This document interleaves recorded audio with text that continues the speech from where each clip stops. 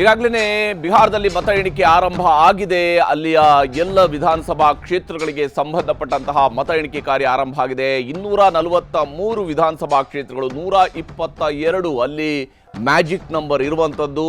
ಬಿಹಾರದಲ್ಲಿ 2005ರಿಂದಲೂ ಕೂಡ ನಿತೀಶ್ ನೇತೃತ್ವಕ್ಕೆ ಬಿಹಾರದ ಮತದಾರರು ಜೈ ಅಂತ ಬಂದಿದ್ದಾರೆ. ನಿತೀಶ್ ಕುಮಾರ್ ಅವರು ಈಗಾಗಲೇ ಬಿಹಾರದಲ್ಲಿ ಅವರು ಪ್ರಮಾಣ ವಚನವನ್ನು ಸ್ವೀಕರಿಸಿದ ಲೆಕ್ಕದಲ್ಲಿ ಹಲವು ಬಾರಿ ಅವರು ಮುಖ್ಯಮಂತ್ರಿ ಆಗಿದ್ದಾರೆ. ಆದರೆ ಸತತ ಕಳೆದ 20 ವರ್ಷಗಳ ಆಳ್ವಿಕೆಯಲ್ಲಿ 19 ವರ್ಷಗಳ ಕಾಲ ಅಧಿಕಾರವನ್ನು ನಡೆಸಿದ್ದಾರೆ.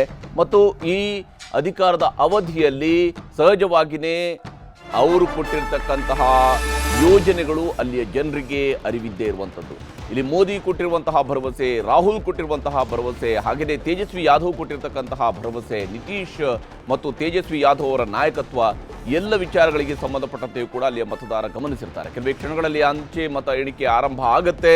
ಸ್ಟ್ರಾಂಗ್ ರೂಮ್ಗಳನ್ನು ಓಪನ್ ಮಾಡಿದ್ದಾರೆ ಸಿಬ್ಬಂದಿ. ಅಂಚೆ ಮತಗಳ ಎಣಿಕೆಯ ಬಳಿಕ EVMಗಳನ್ನು ಓಪನ್ ಮಾಡ್ತಾರೆ.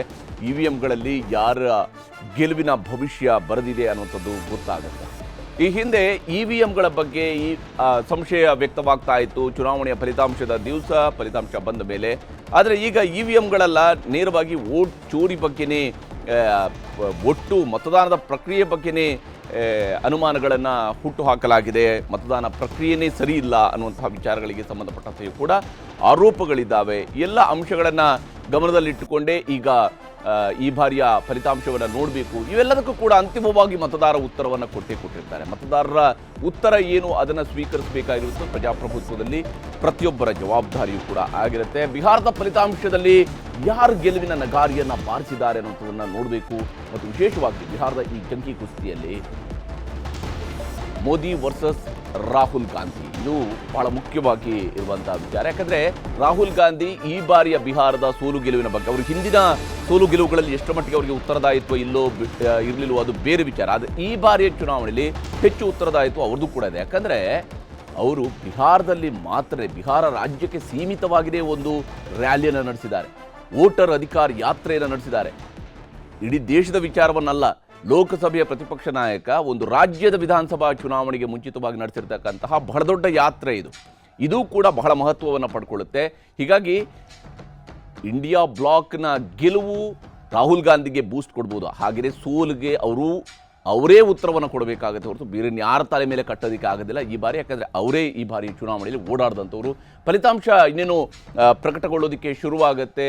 ಚರ್ಚೆಯನ್ನು ಕೂಡ ನಾವು ಮುಂದುವರಿಸೋಣ. ನಮ್ಮ ಜೊತೆಗೆ BS ಅರುಣ್ ಅವರು ಕೂಡ ಜಾಯ್ನ್ ಆಗಿದ್ದಾರೆ, ಹಾಗೂ ಅಶ್ವಥ್ ನಾರಾಯಣ್ ಅವರು ಕೂಡ ಜಾಯ್ನ್ ಆಗಿದ್ದಾರೆ. ಅರುಣ್ ಅವರೇ, ಯಾವ ಸ್ವರೂಪದಲ್ಲಿ ಇವತ್ತಿನ ರಿಸಲ್ಟನ್ನು ನೋಡ್ತಾ ಇದ್ರಿ, ಎದುರು ನೋಡ್ತಾ ಇದ್ರಿ ಎಕ್ಸಾಕ್ಟ್ ಪೋಲ್ ರಿಸಲ್ಟ್ ಬಗ್ಗೆ?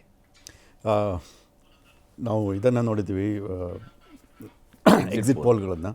ಆದರೆ ಎಕ್ಸಿಟ್ ಪೋಲ್ಗಳಲ್ಲಿ ನಿನ್ನೆ ಬಂದಂಥ ಕೆಲವು ಪೋಲ್ಗಳು ಸ್ವಲ್ಪ ವ್ಯತಿರಿಕ್ತವಾಗಿದೆ ಏನೋ ಅಂತ ಅನಿಸುತ್ತೆ. ಒಂದು ಪೋಲ್ ಹೇಳುತ್ತೆ it's going to be a tight fight ಅಂತ.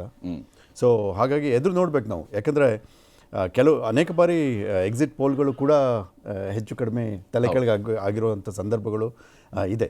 ಸೊ ಬಟ್ ಇಂಟ್ರೆಸ್ಟಿಂಗ್, ಯಾವ ರೀತಿಯಲ್ಲಿ ಬಿಹಾರ ಮತದಾರ ವೋಟ್ ಮಾಡಿದ್ದಾನೆ, ಅದು ಯಾವ ರೀತಿ ರಿಸಲ್ಟ್ ತೊಗೊಳುತ್ತೆ, ಯಾವ ಪರಿಣಾಮ ಉಂಟಾಗುತ್ತೆ ಮುಂದೆ, ಮುಖ್ಯಮಂತ್ರಿ ಯಾರಾಗ್ಬೋದು, ಅನೇಕ ವಿಷಯಗಳಿದೆ. ಎಲೆಕ್ಷನ್ ಇನ್ನೇನು ಕೌಂಟಿಂಗ್ ಶುರು ಆಗಬೇಕು. ಅಶ್ವಥ್ ನಾರಾಯಣ ಅವರೇ,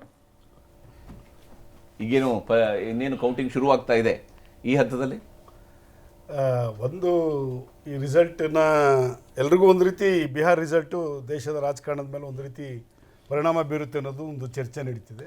ಆದರೆ ಒಂದು ಹರಿಪ್ರಸಾದ್, ಇಲ್ಲಿ 2005ರ ಬಿಹಾರ್, 2025ರ ಬಿಹಾರ್, ಇವೆರಡೂ ನಾವು ನೋಡಬೇಕಾಗ್ತದೆ.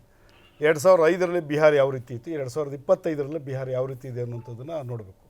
ಜನ ಆ ನಿಟ್ಟಿನಲ್ಲಿ ಯೋಚನೆ ಮಾಡಿದ್ದಾರೆ. ಯಾಕೆಂದರೆ ಪ್ರತಿಯೊಂದು ರಿಸಲ್ಟನ್ನು ನೋಡಿ, ನಿತೀಶ್ ಕುಮಾರ್ ಅವರು ಯಾವುದೋ ಒಂದು ಚುನಾವಣೆಗೆ ನಿಂತಿಲ್ಲ. ಅವರು MLC ಆಗೇ 20 ವರ್ಷಗಳ ಕಾಲ ಮುಖ್ಯಮಂತ್ರಿ, 19 ವರ್ಷ ಅದರಲ್ಲಿ ರೂಲಿಂಗ್ ಮಾಡಿದರೆ ದೇಶದ ಹೈಯೆಸ್ಟು ಚೀಫ್ ಮಿನಿಸ್ಟರ್ಗಳಲ್ಲಿ ಇವರು ಮಾತು ಬಿಟ್ಟರೆ ಜ್ಯೋತಿ ಬಸು ಅವರು, ಇವರಿಬ್ಬರು ಹೈಯೆಸ್ಟ್, ನವೀನ್ ಪಟ್ನಾಯಕ್ ಅತಿ ಹೆಚ್ಚಿನ ಒಂದು ಮುಖ್ಯಮಂತ್ರಿಗಳ ಸ್ಥಾನದ, ಅದು ಬಿಹಾರ್ ಅಂತ ರಾಜ್ಯದಲ್ಲಿ ಕಂಟಿನ್ಯೂ ಮುಖ್ಯಮಂತ್ರಿ ಆಗುವಂಥದ್ದು.